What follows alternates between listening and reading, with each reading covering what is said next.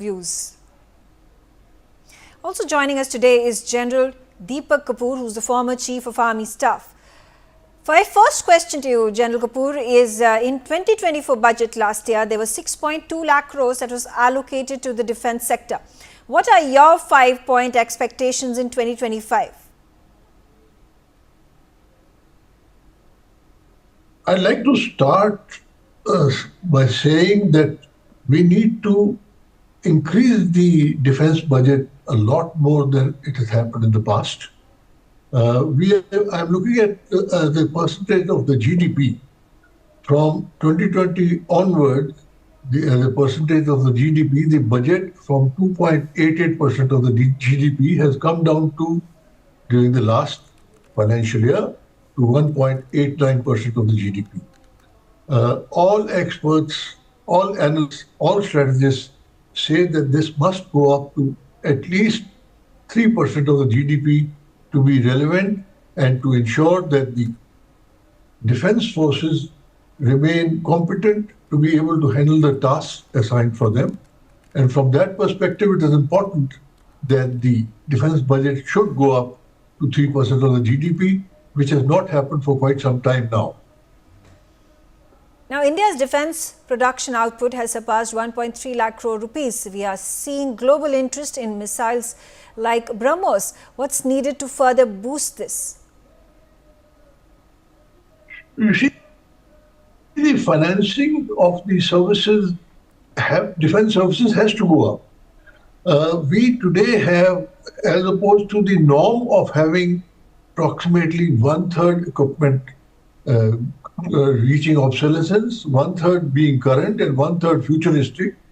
Today we stand at a figure of about 68% reaching obsolescence, 24% as current, only 8% futuristic. From those perspectives, it is important that if there is a degree of hollowness which is developing within the armed forces, that needs to be taken care of. And therefore, we need to allocate additional budget, and it has to be looked upon at the new fields which are coming up, especially artificial intelligence, space warfare, and the needs of the country in terms of guarding against likelihood of war on two fronts. How soon do you think can defense production in India be a revenue generator where exports are more than our imports? You see, since the last 10 years, we have been making very good attempts at turning to Make in India. Unfortunately, there is going to be a very big time circle by the time the equipment is made in India and thereafter introduced into the services, tried out, and thereafter it goes for mass production. Now, that is going to involve a time frame of anything like 15 to 20 years. And if that be so, the last 5 to 6 years, lots of efforts have been made. But this is going to take time, and Make in India will actually come into play only approximately another 10 years down the line. And it's a good initiative, and in the long run will help India, but it's going to be time consuming. And till that happens, we have to ensure that our defense capabilities are relevant to the two-front threat which is existing along our borders. Most of our defense expenditure is to pay salaries and pensions, the Agnipath scheme.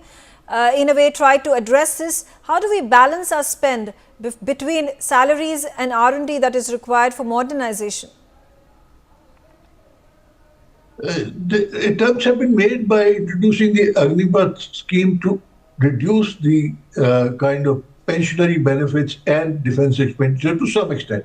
But that's only a very limited effect. Actually, we did require to improve infrastructure, which is currently happening. And the infrastructure, especially in border areas, has come up quite a bit, and the process is continuing. That is laudable. But with all this happening, we need to look at increasing the percentage of defense expenditure as part of the GDP has not been given due attention, which is something which I hope the next budget, which is presented in the next few days, takes care of it to at least a reasonable extent. Now, in an ideal situation, what percentage of our defense budget should be kept for development and research? The Air Force Chief has come out and spoken about how 15% is required in order to get 6th generation fighter jets in the country. Look, I must say that we still can't talk in terms of 6th generation because we still don't have even 5th generation fighter aircraft. And those are very much required considering the deficiencies which are existing in the Air Force today. We need to acquire at least 5th generation aircraft, especially when our neighbors who are adversaries also are getting into the 6th generation domain.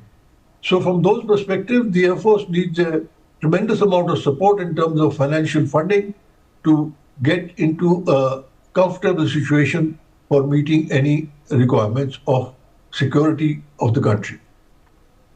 Thank you very much, General Kapoor, for joining me on the telecast and sharing your